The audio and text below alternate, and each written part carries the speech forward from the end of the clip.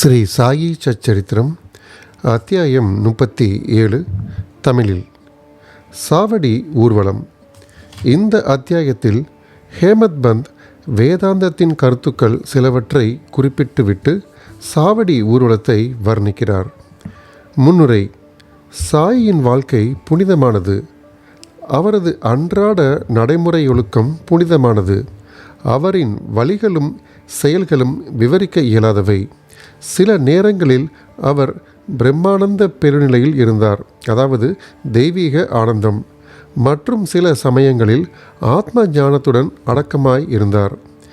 ஏராளமான பல செயல்களை செய்தாலும் சில சமயங்களில் அவைகளில் தொடர்பேதுமின்றி தனித்து இருந்தார். முற்றிலும் செயலே அற்றவராக சில சமயம் தோன்றிய போதும் அவர் சோம்பலாகவோ தூக்க மயக்கமாகவோ இருக்கவில்லை. தமது சொந்த ஆன்மாவிலேயே கட்டுண்டு இருந்தார். அமைதியான நிசப்தமான அசைவற்ற கடலை போல காணப்பட்டாலும் அவர் அளவிட முடியாத ஆழமானவர்.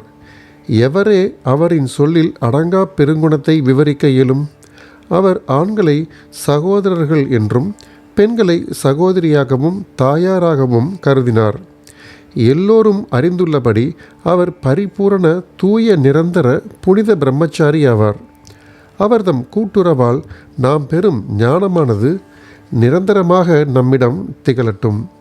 அவர்தம் பாதங்களுக்கு எப்போதும் முழுமையான பக்தியுடன் சேவை செய்வோம்.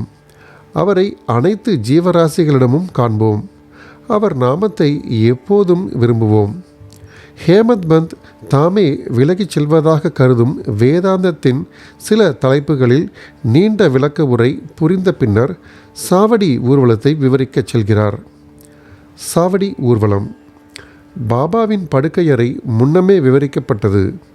ஒரு நாள் அவர் மசூதியில் தூங்கினார். மறுநாள் சாவடியில், அதாவது மசூதிக்கு அருகில் ஓரிரண்டு அறைகள் உள்ள கட்டிடம், அதில் தூங்கினார். இவ்வாறு மாறி மாறி தூங்குவது பாபா மகாசமாதி அடையும் வரை நடைபெற்றது.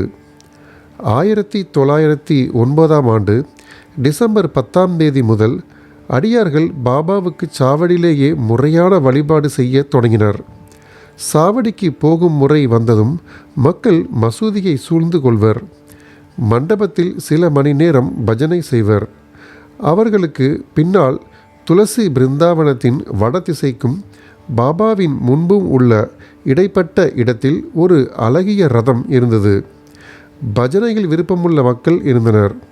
பஜனையில் விருப்பமுள்ள ஆண்களும் பெண்களும் உரிய நேரத்தில் வந்தனர். தங்கள் கைகளில் தாள், அதாவது ஜால்ரா, சப்லா கட்டை, கர்த்தால், அதாவது கஞ்சிரா, மிருதங்கம், கோல், அதாவது டோலக்கு முதலிய இன்னிசை கருவிகளை வைத்துக்கொண்டு பஜனை நடத்தினர். அங்குள்ள அடியவர்கள் எல்லாம் ஈர்த்து இழுத்த காந்தம் சாய்பாபா ஆவார்.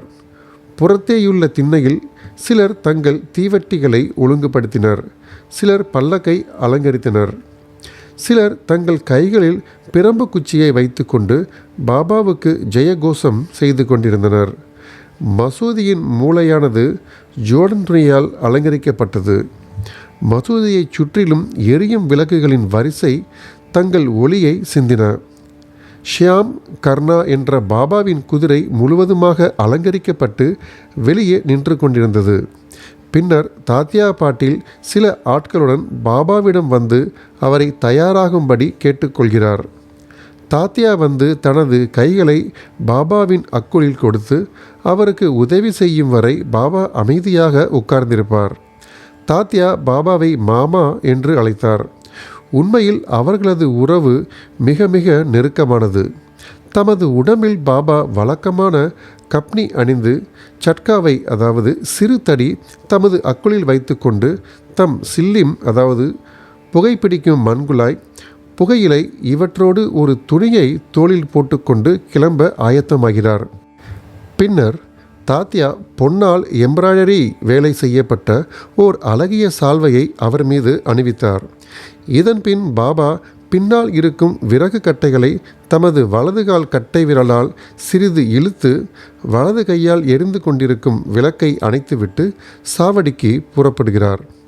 டாஷே, அதாவது முரசு, பேண்டு, சங்குகள், மிருதங்கம் முதலிய எல்லா விதமான இசைக்கருவிகளும் தங்கள் விதவிதமான ஒலிகளை எழுப்புகின்றன. வான வேடிக்கைகள் மாறுபாடான வெவ்வேறு வகையான வர்ணஜால காட்சிகளை காட்டுகின்றன.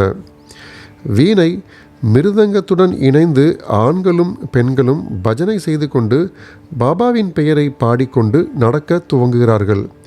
சிலர் மகிழ்ச்சியால் நடனமாடினர்.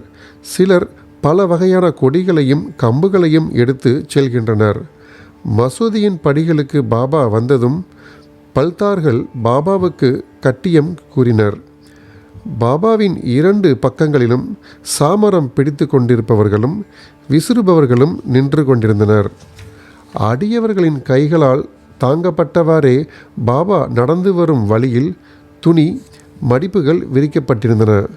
தாத்யா பாட்டேல் அவரது இடது கையையும், மகள்சாபதி வலது கையையும், பாபு சாஹேப் ஜோக் அவர் தலை மீது குடையையும் பிடித்திருந்தனர்.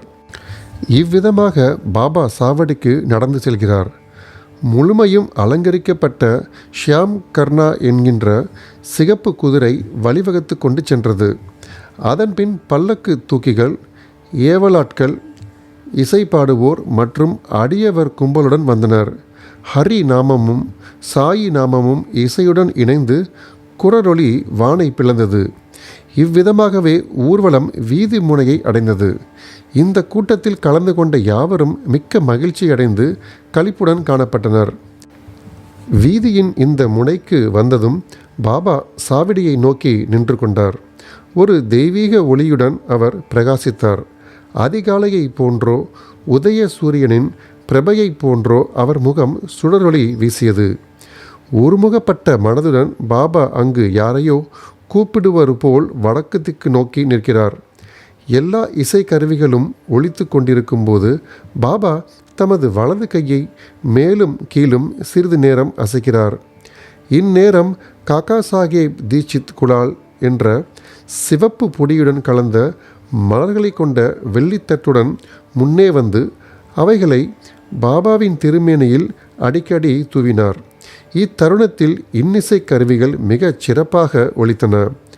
பாபாவின் முகம் நிலையுறுதியான அதிகரிக்கப்பட்ட காந்தியுடனும் அழகுடனும் கதிரை உமிழ்ந்தது.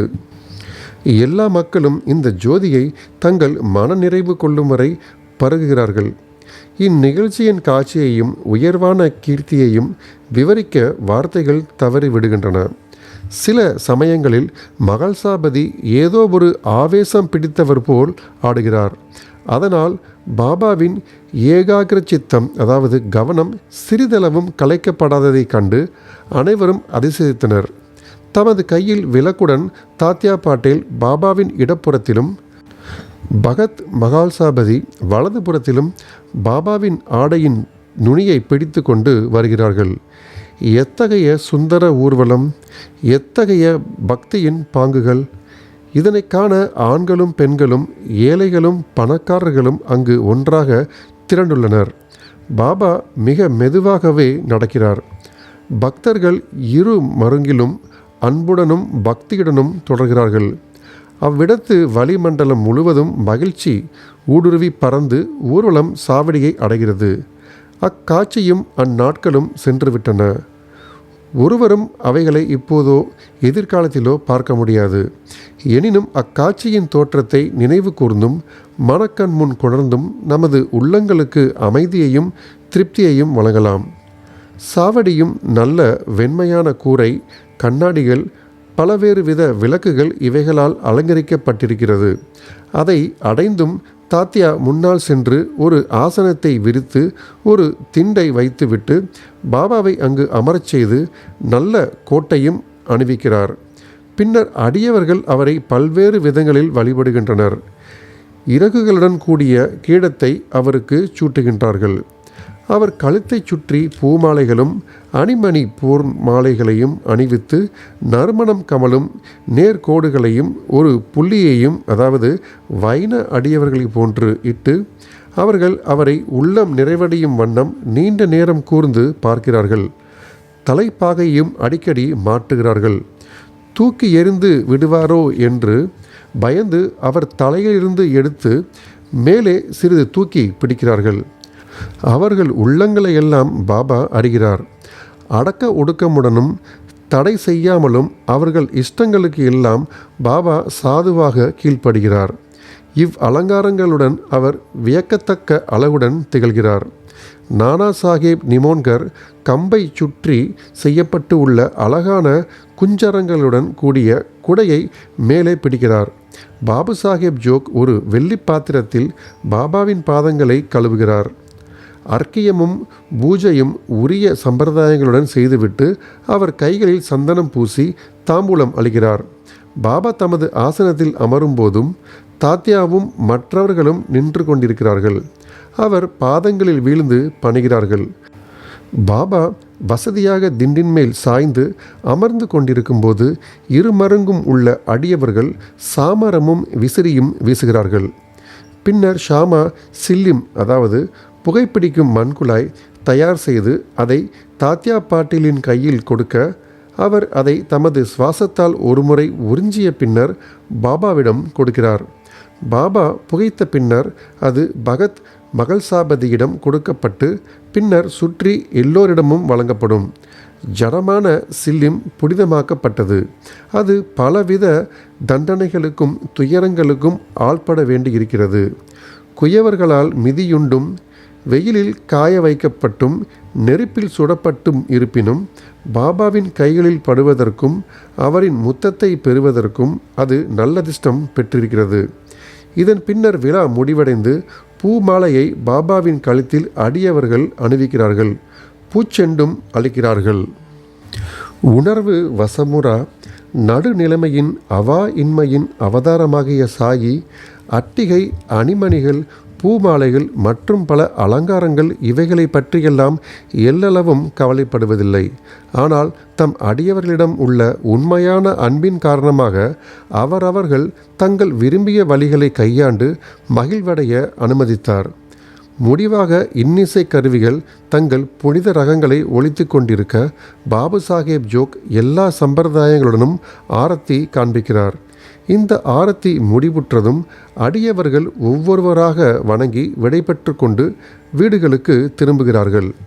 தாத்யா பாட்டீல் அவருக்கு சில்லிம், பன்னீர், அத்தர், சென்ட் இவைகளை அளித்துவிட்டு புறப்படுவதற்காக எழும்போது பாபா அவரிடம் அன்பு ததும்ப, என்னை பார்த்துக்கொள், வேண்டுமானால் போ, இரவில் சில சமயங்கள் வந்து என்னை விசாரித்துக்கொள் என்று கூறுகிறார். சரி என விடையளித்துவிட்டு தாத்யா பாட்டீல் சாவடியை விட்டு வீட்டுக்கு செல்கிறார்.